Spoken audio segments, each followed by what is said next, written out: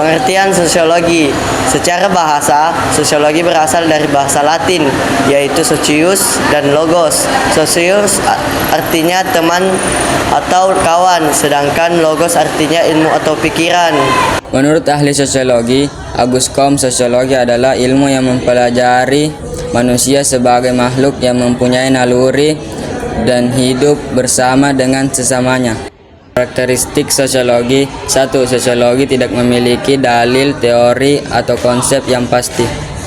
2. Sosiologi adalah ilmu pengetahuan yang bersifat kategoris dan empiris. Yang ketiga, sosiologi merupakan ilmu pengetahuan yang bersifat umum. Yang keempat, sosiologi mempelajari hal-hal yang abstrak.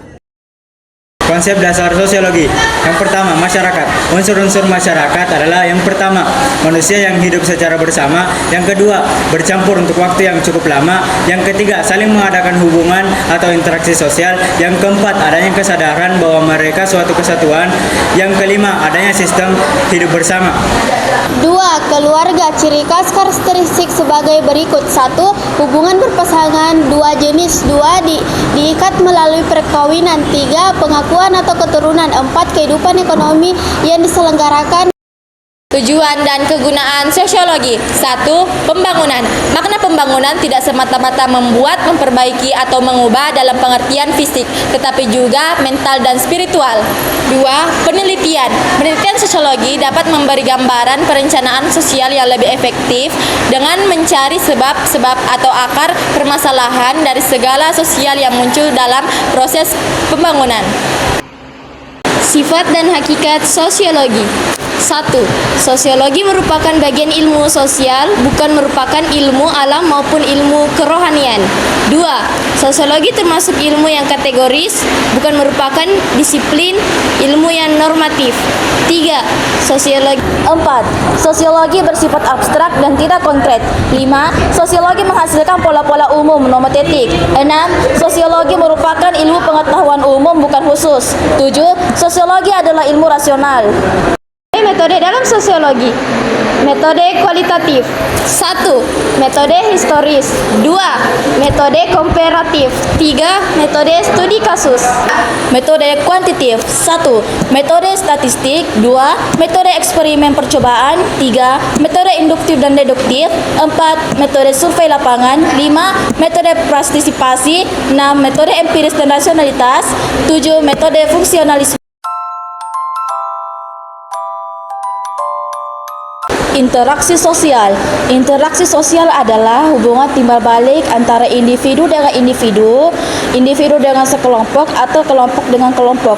2 syarat interaksi sosial. 1. Kontak sosial. 2. Komunikasi.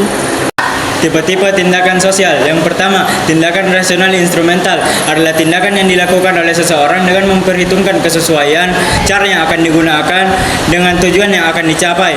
Yang kedua, tindakan rasional berorientasi nilai. Yang ketiga, tindakan tradisional. Dan yang keempat, tindakan afektif. Faktor yang mendasari interaksi sosial. 1. Imitasi. 2. Sugestik. 3. Identifikasi. 4. Simpati. 5. Empati. Ciri-ciri interaksi sosial. 1. Pelakunya lebih dari 1 orang. 2. Terjadinya komunikasi antar pelaku dengan menggunakan simbol-simbol. 3. Adanya dimensi waktu. 4. Terjadinya karena adanya tujuan-tujuan tertentu. Jenis-jenis interaksi sosial. 1. Interaksi sosial individu dengan individu. 2. Interaksi sosial individu dengan kelompok. 3. Interaksi sosial kelompok dengan kelompok. Bentuk-bentuk interaksi sosial. 1. Proses-proses sosial yang asosiatif terjadi apabila individu atau kelompok yang melakukan interaksi sosial memiliki keserasian dalam pandangan sehingga proses tersebut berhubungan dengan kerjasama. Proses tersebut terwujud atas 4. Pertama, kerjasama. Kedua, akomodasi. Ketiga, asimilasi. Keempat, akulturasi. Proses-proses sosial yang dioposisi sering disebut sebagai oposisi. Proses ini terdiri dari 3 bentuk, yaitu pertentangan, kontroversi, konflik. Lembaga sosial. Lembaga sosial dapat diartikan sebagai sistem perilaku dan hubungan yang berpusat untuk aktivitas untuk memenuhi kebutuhan khusus dalam masyarakat. Jenis-jenis lembaga sosial. Yang pertama, keluarga. Keluarga adalah unit sosial terkecil yang ada di masyarakat, yang terdiri atas ayah, ibu, dan anak-anak yang terikat oleh perkawinan yang sah. Yang kedua, lembaga ekonomi. Yang ketiga, lembaga politik. Yang keempat, lembaga pendidikan. Dan yang kelima, lembaga agama. Fungsi lembaga sosial. 1. Memberikan pedoman kepada masyarakat bagaimana cara menghadapi tingkah laku dan masalah-masalah dalam masyarakat, terutama menyangkut kebutuhan-kebutuhan. 2.